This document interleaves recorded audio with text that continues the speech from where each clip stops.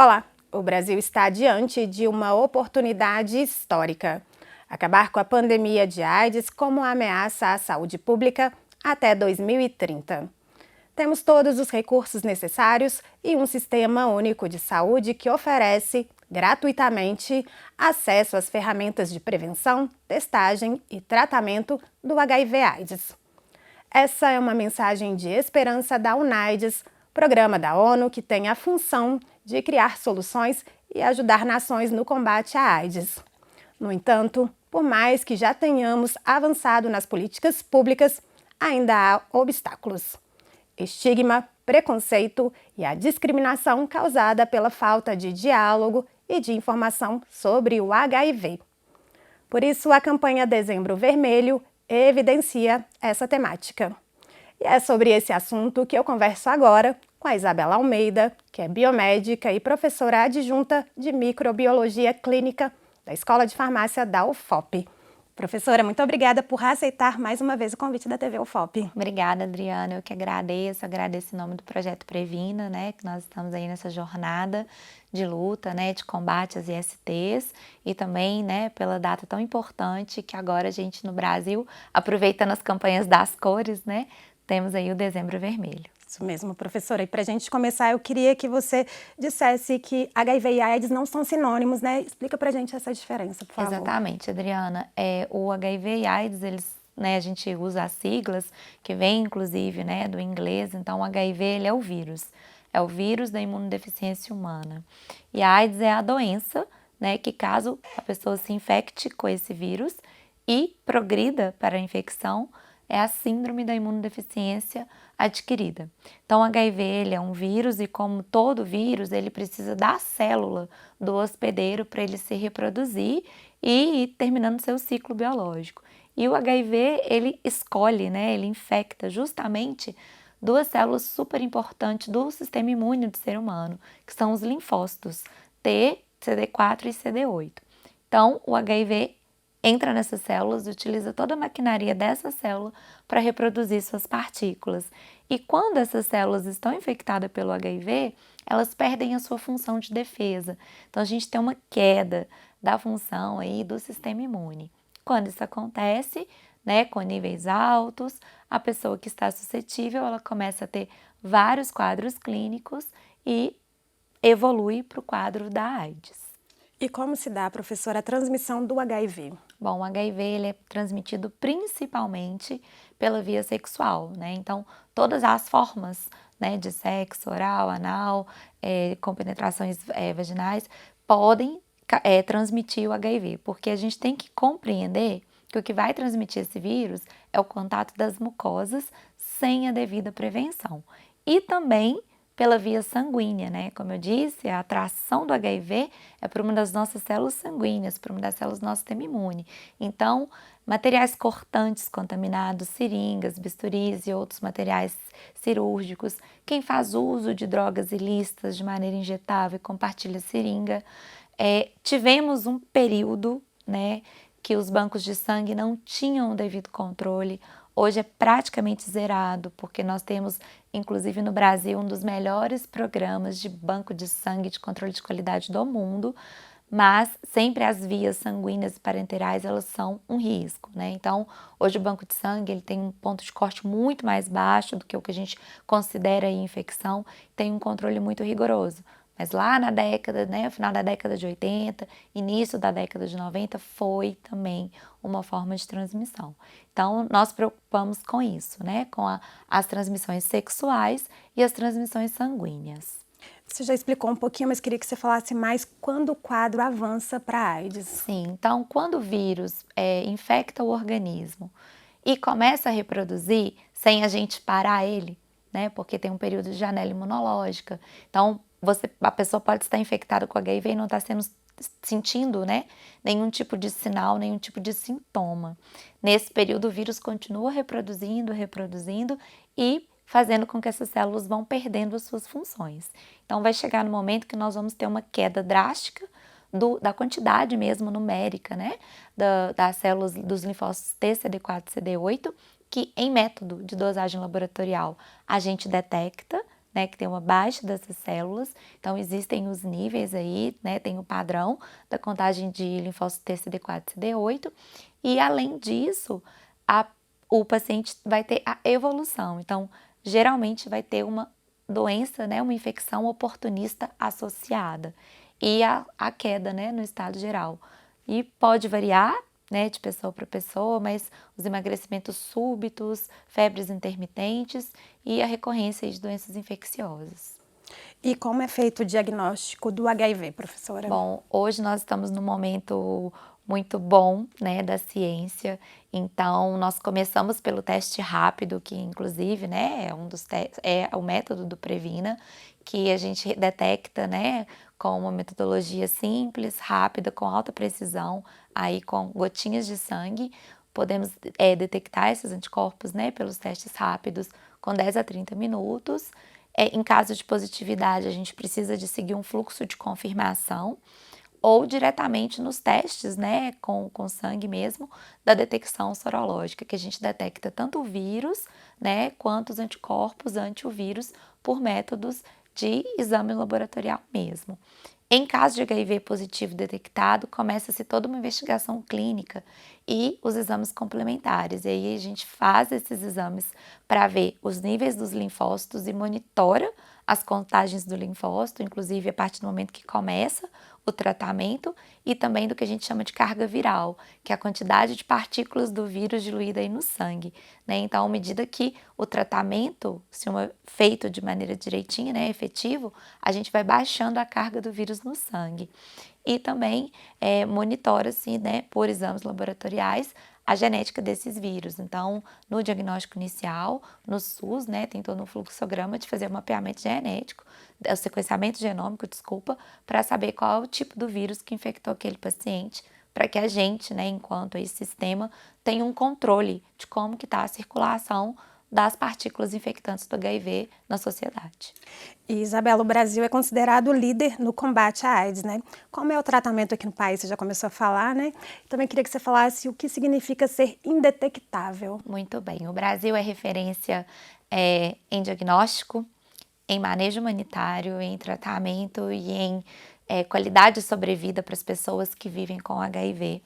Se tem um programa do nosso Ministério da Saúde, né, que acho que desde que o HIV foi descoberto foi com muita luta, né, tem muita gente que lutou muito, inclusive muitas pessoas, né, que passaram a viver com o vírus, e foi uma luta muito bonita da sociedade civil junto com os profissionais. Nós temos um programa exemplar. Então, toda a cadeia de diagnósticos e tratamentos está ancorada no SUS. Tratamento existe, é gratuito e apesar da gente ainda não utilizar o termo cura, ele realmente controla a infecção, né? E nos leva a esse cenário que hoje a gente pode dizer aí, inclusive alguns municípios, como João Molevade, né, onde também a UFOP está localizada, estão puxando a campanha do Dezembro Vermelho de 2024, que indetectável é igual intransmissível. Então, quando o paciente tem um diagnóstico positivo, inicia-se o que a gente chama de TARV, terapia antirretroviral. São inicialmente 4 medicamentos. De acordo com algumas comorbidades, algumas condições, esses esquemas podem mudar, mas eles são dispensados, né, no SUS, nas unidades de dispensação medicamentosas. A nossa, aqui em Ouro Preto, está localizada ali na Policlínica do São Cristóvão, coordenado pela farmacêutica Tatiane Barros, que inclusive é ex-aluna da nossa escola, e também, né, acompanha aí o Previna. E o paciente, né, é monitorado por infectologistas, seguido aí pelas assistências farmacêuticas, realiza o tratamento. Realizando o tratamento da maneira correta e o segmento clínico, chega um ponto que o número de partículas de vírus que conseguem multiplicar nessas células e destruir essas células vai caindo cada vez mais. E hoje a gente tem uma parcela considerável das pessoas que vivem com HIV e tratam, que chega no ponto de ter tão poucas partículas do vírus que não se detecta mais, né, pelo teste, pelo exame que a gente faz justamente para detectar a carga viral. Então, coleta-se o sangue para ver como está o segmento do paciente e dosa-se a carga viral. E não tem vírus ali para ser detectado, porque realmente o que tinha foi estacionado pelo tratamento. Por que eu ainda não uso o termo cura? A gente ainda não chegou no ponto que suspender o tratamento, esse vírus não volte a se multiplicar. Então, eu preciso do medicamento de uso contínuo para que o vírus não se multiplique. Mas quem realmente faz o uso do medicamento da maneira correta, estaciona a infecção. E o mais importante, que é uma grande vitória, quem está indetectável transmite muito menos, né? A gente diz que é intransmissível. O que não isenta de seguir o tratamento e de seguir com o uso de preservativos e outras medidas de prevenção.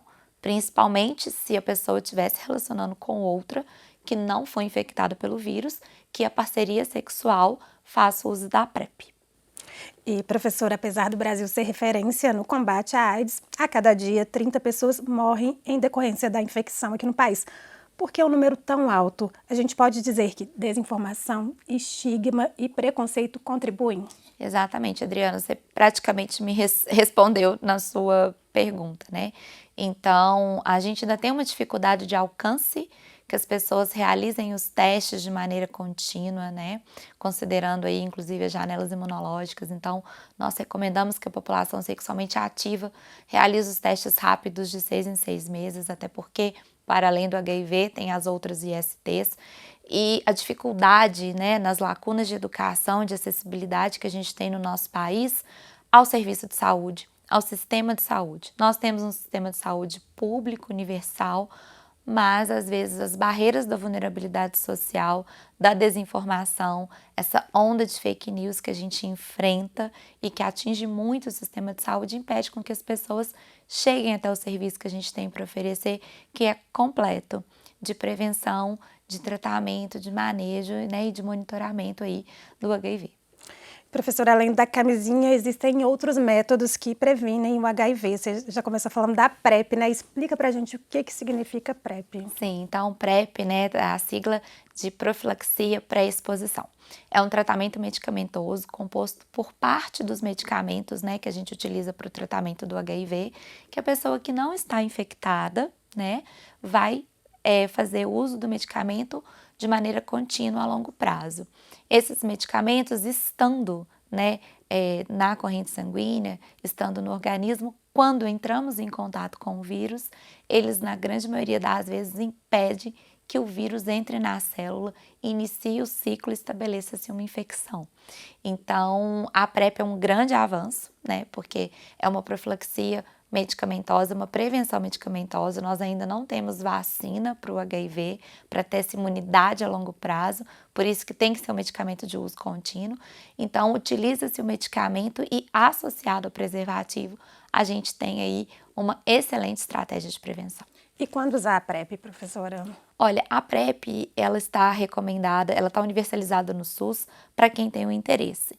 Então, quem está com a vida sexual ativa, né, e tem o interesse, é muito importante procurar a unidade de dispensação medicamentosa, a UDM da cidade, né, Ouro Preto tem a PrEP, dispensa, fazer uma entrevista com a farmacêutica responsável, conversar sobre, ponderar os prós e contras e viabilizar aí, ver se vale a pena fazer o uso, porque não deixa de ser um medicamento. O que de fato é recomendado mesmo são os casais que uma das partes, né, da parceria sexual já sabe que vive com o vírus. Então, vai se relacionar com uma pessoa que não vive com o vírus, a outra pessoa com certeza tem que entrar com o uso de PrEP. E lembrando que isso independe de orientação sexual, de gênero ou de estilo de vida. E quem tem consciência que no momento está vivendo uma vida com atividade sexual intensa, com troca das parcerias sexuais, também a gente recomenda. E a PrEP, professora, profilaxia pós-exposição, quando usar, né? O que é e quando usar? A PrEP já é a nossa emergência, né? Então, acidentes acontecem tanto nas vias sexuais quanto com as transmissões sanguíneas. Então, nós, profissionais da saúde, estamos suscetíveis a qualquer momento a cortes, a acidente com pérfuro cortantes, a acidente com soluções, né, de outro paciente. Muitas vezes, dependendo da forma com que o acidente acontece, a gente não tem nem como encontrar o que a gente chama de paciente-fonte. Então, se eu sofri um acidente, por exemplo, no ambiente de trabalho, tomando essas medicações, que é outro esquema também, né?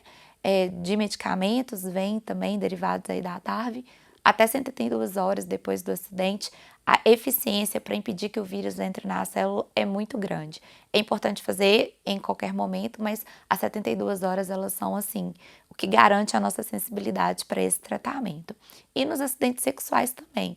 Um sexo desprotegido que acabar acontecendo, preservativos que furam ou estouram durante a relação sexual e numa situação mais delicada que nós não queremos que ninguém passe por ela, mas que infelizmente sabemos que ainda há uma susceptibilidade, que são as violências sexuais. Inclusive, aproveitando a oportunidade para relembrar que no município de Ouro Preto, em caso de violência sexual, procurar a UPA ou a Santa Casa imediatamente, para além da administração da PEP, realizar todo o manejo de prevenção de outras ISTs e todo o manejo clínico que é necessário nesses casos. Ótima orientação, professora. Professora, e no caso da PrEP e da PEP, alguma contraindicação, algum risco? São medicamentos. Então, como todo medicamento, um simples antitérmico que nós vamos tomar às vezes, existe sim as reações adversas possíveis. Por isso que é muito importante que seja orientado, né, pelo órgão responsável. A PEP é emergencial. Então, entre correr o risco de viver com o vírus do HIV e evoluir por causa disso um dia para um quadro de AIDS e tomar um medicamento que pode vir, talvez, ou não, ter uma reação adversa, a PEP é indicada. E a PrEP, como é a longo prazo, é muito importante fazer a consulta clínica com o infectologista e realizar a entrevista com a farmacêutica responsável pelo setor de UDM para avaliar comorbidades associadas que a pessoa pode ter, os prós e contras, as reações adversas e tomar essa decisão conjunta com o paciente. Para finalizar, professora, além de uma relação sexual segura, é importante que o indivíduo, independente, né, de gênero e orientação sexual, como mesmo você disse, faça o teste de ISTs regularmente, né? E isso é muito importante, realizar. População sexualmente ativa, recomendado realizar os testes rápidos a cada 6 meses ou a qualquer momento se tiver qualquer intercorrência como essas que eu já citei. Então, ressaltando, né, o projeto Previna é um projeto de extensão aqui da UFOP, em parceria com a Prefeitura, né, com a Secretaria Municipal de Saúde de Ouro Preto. Nós somos um grande convênio e nós estamos aí, né, fixamente no LAPAC, às segundas e terças, de 7h30 às 16h. Nos centros de saúde, né, a Prefeitura já tem isso no fluxo independente do projeto, unidades básicas de saúde, programas de saúde da família, centros de saúde, que vão ter suas agendas e seus dias, né, porque são unidades de saúde com seus cronogramas específicos e nas nossas campanhas. Então, Dezembro Vermelho, nós estamos a todo vapor, né, então a Secretaria está aí capitaneando uma campanha de rodar os distritos, né, com o caminhão de saúde da Prefeitura. Então, nossa equipe está integrada, mas é uma iniciativa da Secretaria de Saúde. E nós estamos aqui na UFOP, né, no Dezembro Vermelho. Iniciamos esse ano por Molevade, estivemos semana passada no ICEA e estamos no bloco de salas, né. Então, dia 13 e dia 14, de 8 às 17 no bloco de salas. E, professora, toda essa programação também do Previna está no Instagram, né, do projeto? Está no Instagram do projeto. Tá ótimo, professora. Mais uma vez, muito obrigada por aceitar o nosso convite e por todas essas orientações. Obrigada, Adriana. Nós que agradecemos a oportunidade de conversar um pouquinho mais uma vez. Continue acompanhando a programação da TV UFOP no nosso canal na TV ou pela internet. É sempre bom ter a sua companhia. Saúde e bem-estar. Cuidar para viver melhor.